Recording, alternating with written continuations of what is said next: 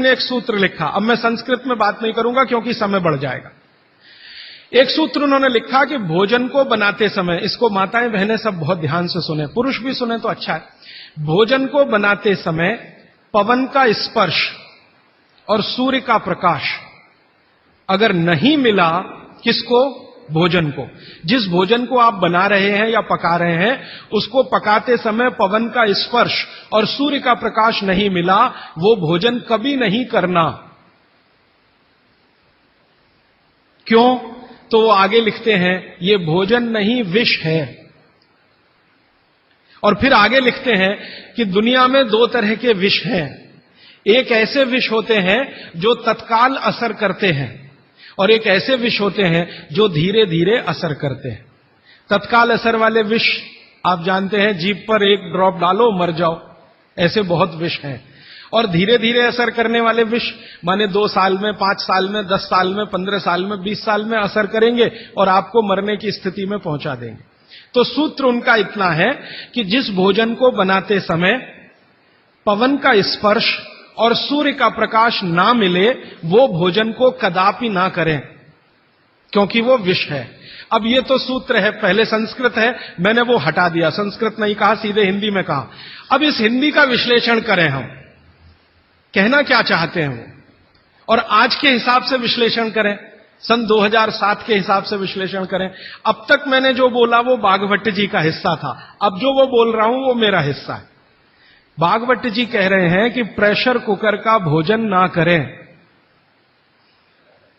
क्योंकि pressure cooker एक ऐसी तकनीक है जिसमें भोजन बनाते समय ना तो सूर्य का प्रकाश जा सकता है, ना पवन का स्पर्श उसको मिलेगा।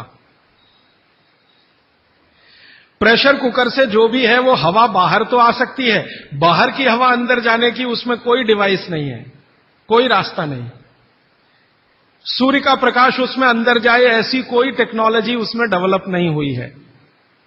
तो भागवत जी ने 3500 साल पहले कहा, शायद उनको ये अंतर चेतना में आ गया होगा कि ये कभी ना कभी आदमी प्रेशर कुकर बना ही लेगा। ये मैंने मजाक में कहा, लेकिन आज के हिसाब से आपको समझ में आए इसके लिए। तो वो ये कहते हैं कि प्रेशर कुकर का भोजन ना करें। माने हमारे घर में एक प्रेशर कुकर है जिस पर भागवत जी का सिद्धांत लागू नहीं होता। माने सिद्धांत ऐसे लागू नहीं होता कि हम उसका खाना खाएं, ना खाएं, वो विष है। फिर मैंने वैज्ञानिकों से बात की कि ये प्रेशर कुकर का भोजन विष है, ऐसा भागवत जी कहते हैं, आपका क्या कहना है?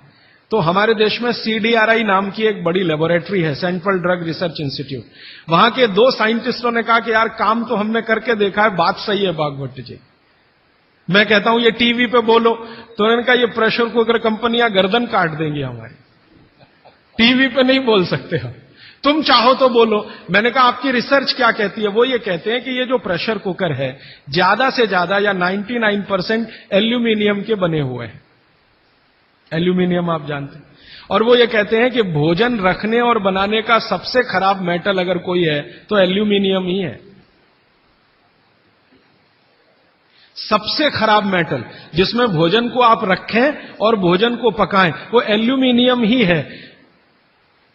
और दोनों वैज्ञानिक, वो कहते हैं नाम नहीं लेना हमारा, इसलिए मैं नहीं ले रहा हूं, वो ये कहते हैं कि हमारा 18 साल का रिसर्च ये कहता है कि अगर इस एल्यूमिनियम के प्रेशर कुकर का खाना बार बार आप खाते जाओ तो गारंटी है कि आपको डायबिटीज तो हो ही जाएगा, अर्थराइटिस तो हो ही जाएगा, ब्रोंकाइटिस भी होने की पूरी संभावना है, और सबसे ज्यादा टीबी होने की संभावना है, अस्थमा, टीबी, ये सब होने की संभावना। मैं पूछा आपने अब तक कितनी बीमारियों को डिटेक्ट किया? तो उन्होंने कहा 48 बीमारियों को हम डिटेक्ट कर चुके हैं जो प्रेशर कुकर के खाने से ही होती हैं। और ये दोनों रिसर्चर सबसे ज्यादा इन्होंने रिसर्च किया जेलों में। जेल है ना हमारी, वहां सभी कैदियों को एल्यूमिनियम के बर्तन में ही खाना मिलता है, आप जानते हैं। तो ये दोनों वैज्ञानिक लखनऊ के हैं, लखनऊ की जेल में, लखनऊ के आसपास की जेलों में इन्होंने बहुत काम किया। वो जेलों में जाते हैं और जो कैदी एल्यूमिनियम के बर्तनों में खाना खाते हैं उनके ऊपर उन्होंने बहुत काम किया। और उन्होंने कहा सबका जीवन कम होता है और जीवन की शक्ति कम होती है, प्रतिकारक शक्ति कम होती है और रोग बहुत जल्दी उनको आते हैं।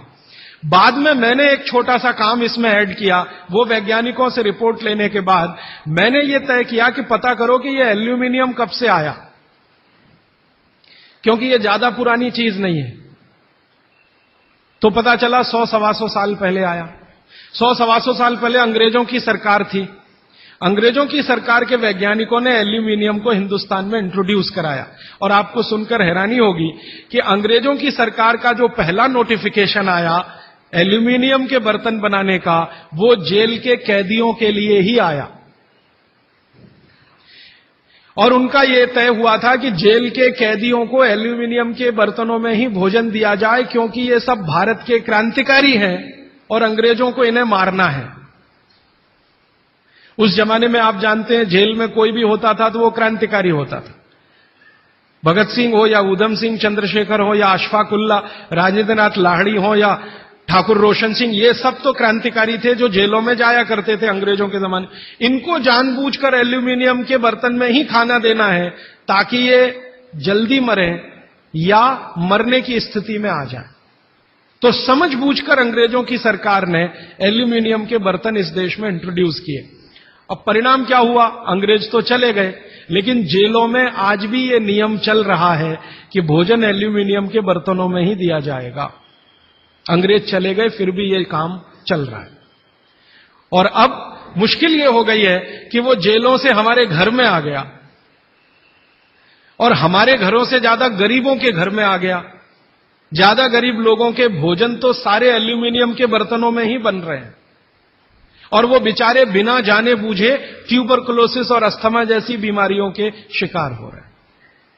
तो भागवत जी का सूत्र तो बहुत सरल है, सिंपल है कि जो भोजन को बनाते समय सूर्य का प्रकाश या पवन का स्पर्श ना मिले वो भोजन कभी नहीं करना। मैंने उदाहरण के लिए आपको समझा दिया कि प्रेशर कुकर का भोजन नहीं करना क्योंकि ये जहर है।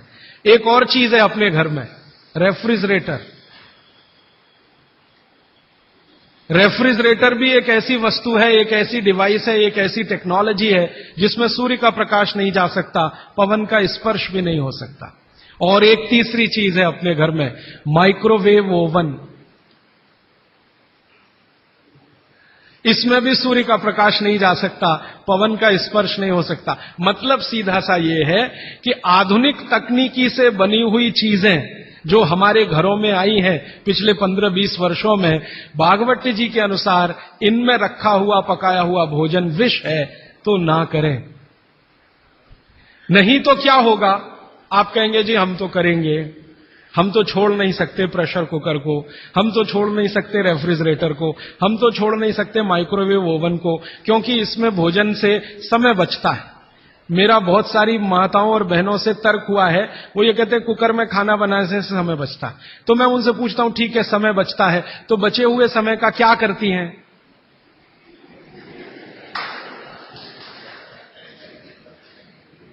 तो ज्यादातर माताओं बहनों का उत्तर है सास भी कभी बहू देखते हैं।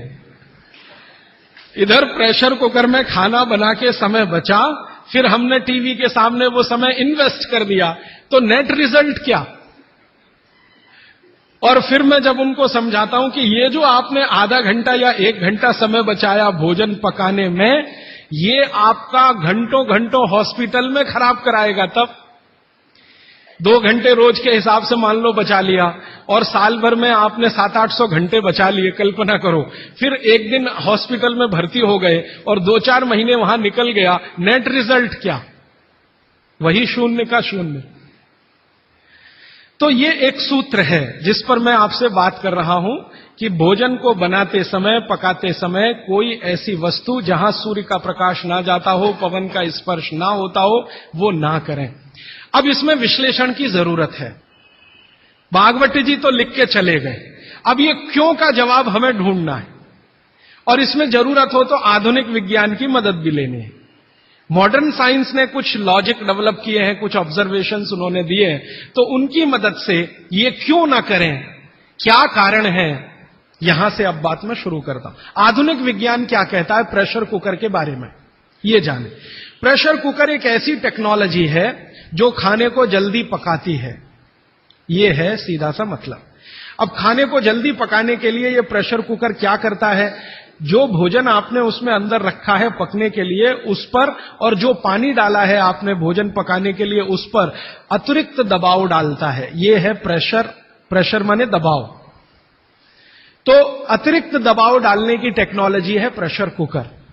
और यह अतिरिक्त दबाव कहां से आता है? प्रेशर कुकर में आपने दाल डाली, ऊपर से पानी डाला, थोड़ा हल्दी मसाले डालकर बंद करके रख दिया। अब उसमें वो एक सीटी लगा दी। वो सीटी लगाई, यही सबसे खतरनाक चीज है पूरे प्रेशर कुकर की। सीटी ना लगाएं तो आपका प्रेशर कुकर आपके लिए अच्छा है। सीटी लगाते ही क्या करता है? पानी गर्म होगा। आप जानते हैं पानी गर्म होने से वाष्पीकरण शुरू होता है, वेपराइजेशन शुरू होता है। तो पानी की वाष्प प्रेशर कुकर में चारों तरफ इकट्ठी हुई, वो वाष्प जो है ना वो दबाव डालती है। किस पर?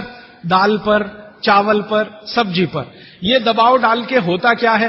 दाल, एक कल्पना करिए, अरहर की दाल, थोड़ी देर के लिए कल्पना, अरहर की दाल के छोटे छोटे टुकड़े, एक दाल को तोड़कर दो टुकड़े, जिसको द्विदल कहते हैं। जैन समाज के लोग तुरंत समझ में आ जाएंगे। द्विदल, चने की दाल, अरहर की दाल, ये सब द्विदल है। इसको तोड़कर आपने दाल बनाई है। अब ये दाल पानी में पड़ी है, नीचे से गर्म और ऊपर से भाप का दबाव, तो ये दाल जो है ना फट जाती है।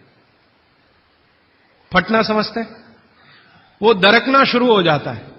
उसके अंदर के जो मॉलिक्यूल हैं, दाल के अंदर जो अणु हैं, वो अणु एक दूसरे को जो जकड़कर बैठे हुए हैं, ये पानी का प्रेशर उन अणुओं को तोड़ता है और दाल दरकना शुरू होती है।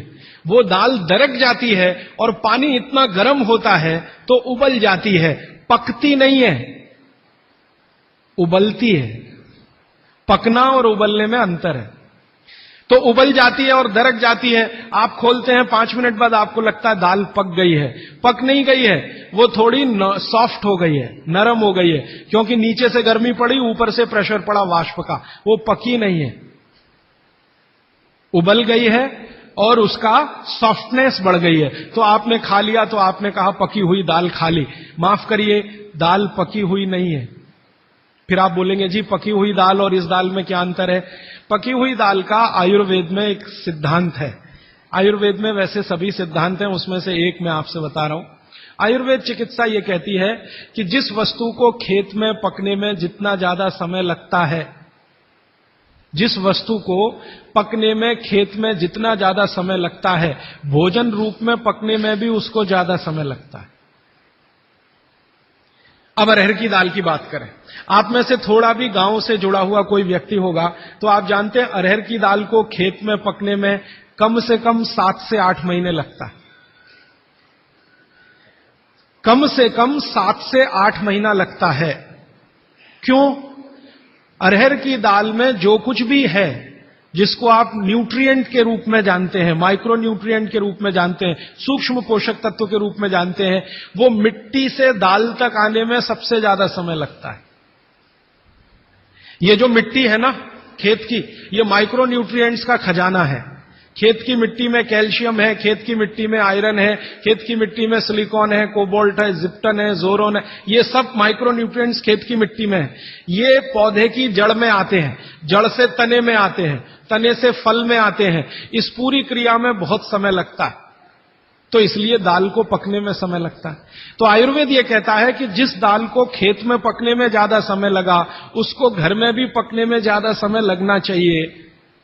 क्यों?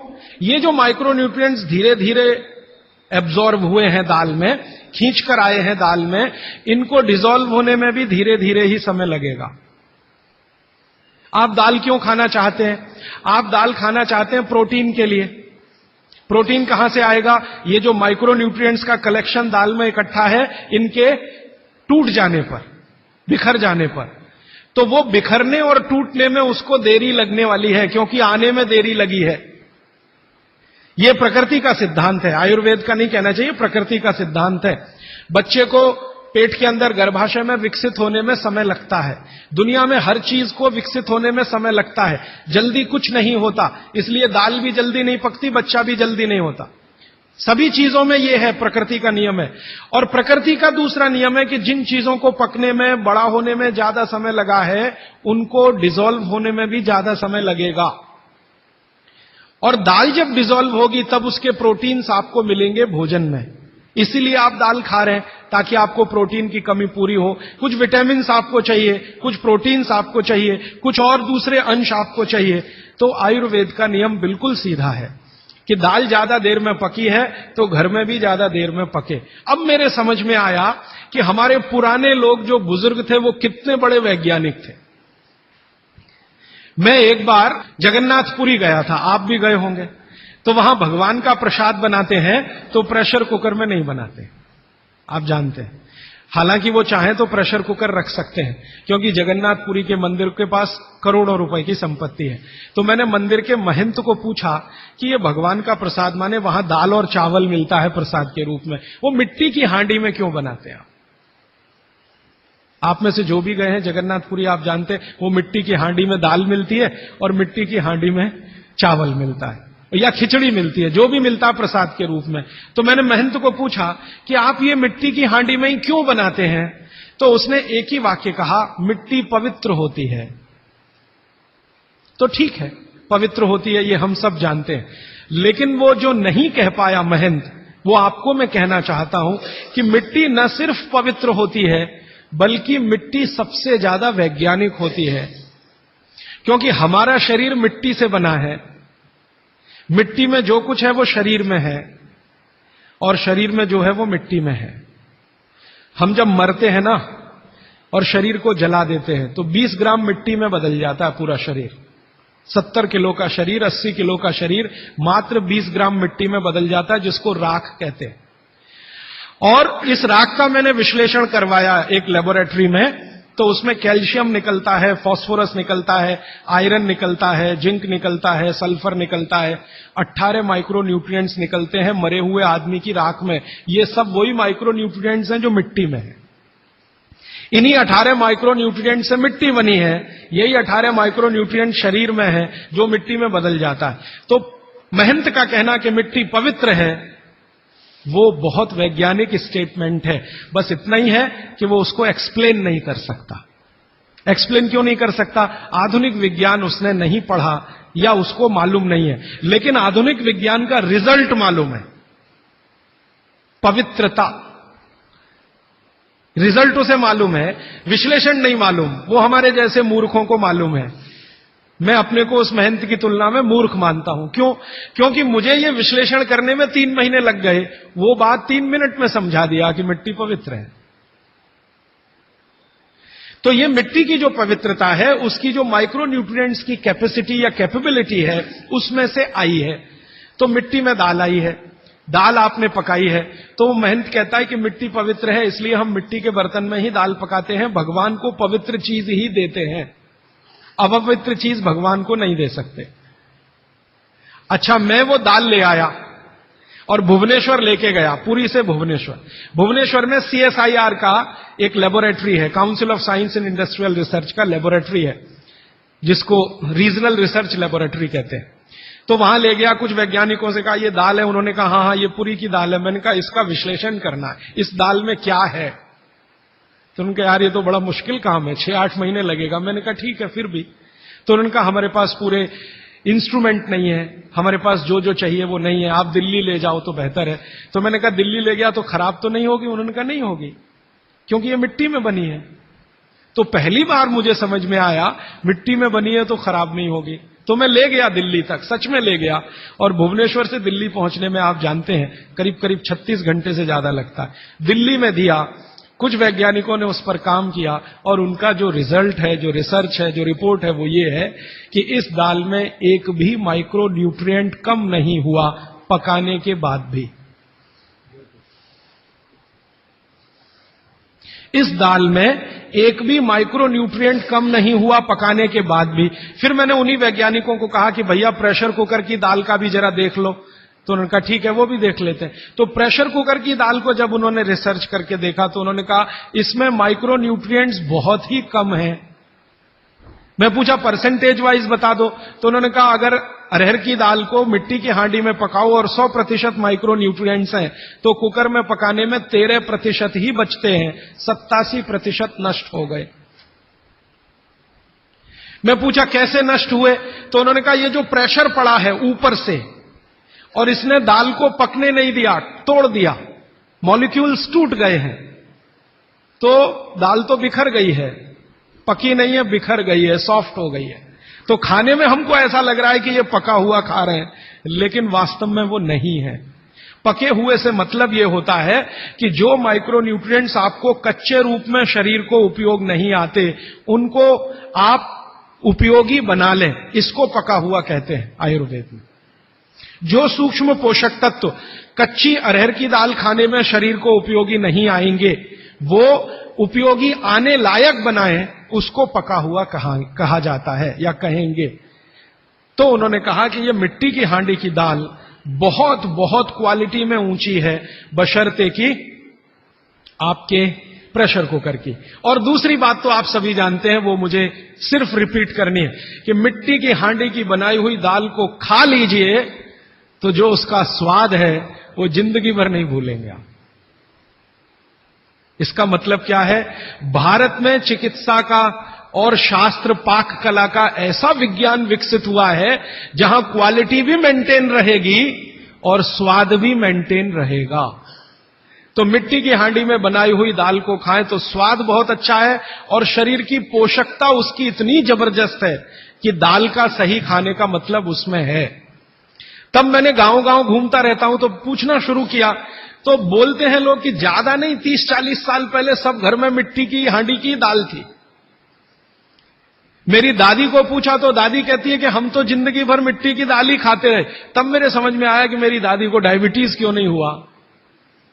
तब मुझे समझ में आया उसको घुटने का दर्द क्यों नहीं हुआ।